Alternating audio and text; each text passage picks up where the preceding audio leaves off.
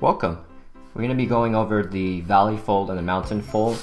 They're basically the same fold, but the name refers to the orientation of the fold. So, on the left here, we have a valley fold. It's shaped like a valley. And then on the right, we have a mountain fold, which is shaped like a mountain.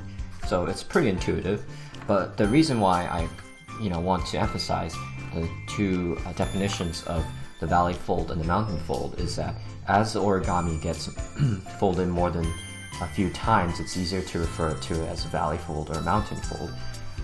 So I want to give you an example of what a mountain fold, why I would say a mountain fold in specific case. So I just bring over another piece that I've already folded.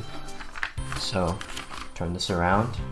You'll see a few creases. The first crease I made was right in the middle, and then I made the second two creases by first folding the outer edge to meet the middle crease that I've made. So this piece looks like a door. Okay.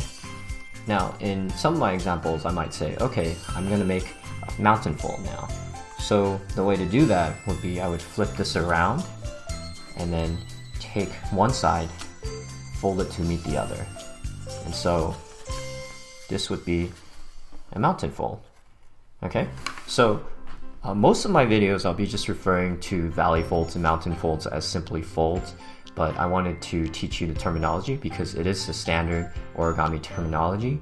Also, it's going to help you to distinguish whether I'm folding one way or the other. Okay.